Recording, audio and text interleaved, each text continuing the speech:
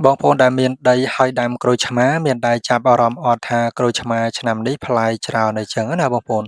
ហើយមិនមែនតែក្រូចឆ្មារបស់ខ្ញុំទេសូម្បីតែក្រូចឆ្មារបស់អ្នកផ្សេងក៏ដោយអ្នកនៅតាមភូមិតាមស្រុកក៏ដោយតែខ្ញុំជិះម៉ូតូឆ្លងកាត់អីចឹងទៅឃើញថាក្រូចឆ្មាគឺផ្លែច្រើនខុសពីធម្មតាហើយក្រូចឆ្មានេះគឺផ្លែមែនទែនឆ្នាំហ្នឹងទាំងដែលឆ្នាំមុនគ្មានផ្លែទេប៉ុន្តែទៅបើចេញផ្លែតែផ្លែច្រើនតែម្ដងបងប្អូន ហើយនេះគឺជាសកម្មភាពដែលខ្ញុំបុកល្ហុងបងប្អូនបុកល្ហុងហ្នឹងគឺបានទៅទិញល្ហុងរបស់គេមួយតម្លៃប្រមាណជា700ខ្មែរយើងហ្នឹងបងប្អូនហើយយកមកចិតយើងសាប់វាណាដោយសារតែវាអត់មានឧបករណ៍ឈូសបងប្អូនដល់ពេលអញ្ចឹងយើងសាប់នឹងកាំបិតទៅសៃល្ហុងវាធំអីចឹងណាមើលទៅមិនសូវជាទំនងអីប្រហែលទេបងប្អូនប៉ុន្តែគាត់ថាថ្ងៃនេះគឺចង់ហូបបុកល្ហុងអីចឹងណាបងប្អូនហើយពេលអញ្ចឹងបុកល្ហុង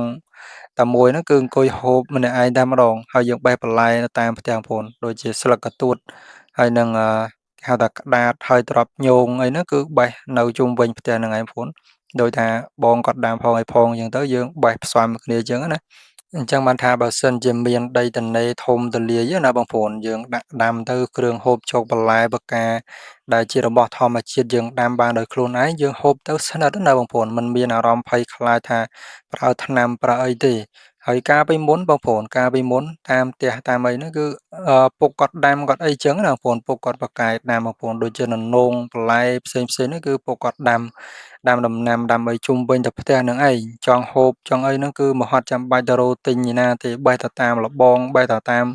ផ្ទះជុំវិញផ្ទះហ្នឹងគឺអាចថាយកមកធ្វើជាម្ហូបបានហូបអញ្ចឹងទៅបងប្អូនវាគ្រប់គ្រាន់ណាបងប្អូនដូចជាល្មៀតរំដេងខ្ញីអីផ្សេងៗនេះគឺដាំពេញតែដីប៉ុន្តែអស់ពីគាត់ទៅមកដល់ជំនាន់កូនចៅជំនាន់ក្រោយមិនសូវជាមានអ្នកប៉ាកែដាំអីប្រមាណទេបងប្អូន បើខ្ញុំផងគឺចប់តែម្ដងមិនមែនជាអ្នកដាំទេគឺខ្ជិលតែម្ដងរឿងដាំដុះណាអាងតិចគឺទិញគេអញ្ចឹងទៅប៉ុន្តែមានបងប្អូនគាត់ប៉ាកែដាំបងប្អូន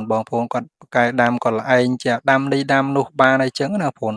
ដាំស្លឹកគ្រៃល្មៀតរំដេងអីចឹងទៅជាបានបេះជុំវិញក្តារដីផ្សេងដល់ពេលដែលត្រូវការធ្វើម្ហូបធ្វើអីមិនហត់ចាំបាច់ទៅទិញគេទេបងប្អូនកាត់តែជុំវិញផ្ទះហ្នឹងទៅ កាត់អានេះបន្តិចអានោះបន្តិចនេះតិចនោះបន្តិចបានម្ហូបមួយពេលអីចឹងណាបងប្អូនអញ្ចឹងគឺថាបើសិនជាមានដីធំអីដាក់ដាំទៅបងប្អូនគឺមិនខុសទេហើយយើងបានរបស់ធម្មជាតិដែលយើងដាំបានដោយខ្លួនឯងអញ្ចឹងណាបងប្អូន សរុបមកនៅក្នុងវីដេអូនេះគឺអត់មានអីទេបងប្អូនគ្រាន់តែថាបុកល្ហុងហើយក៏ឆ្លៀតថតជាវីដេអូដើម្បីឲ្យប្រិយមិត្តពុកម៉ែបងប្អូនបានជាការទស្សនាកម្សាន្តអីចឹងណាបងប្អូនហើយហូបលេងចង់អស់ដែរបងប្អូនចង់អស់ម្ទេសចង់ដាច់មួយគ្រាប់ដែរបងប្អូនប៉ុន្តែអត់ហឹរទេបងប្អូនម្ទេសហ្នឹង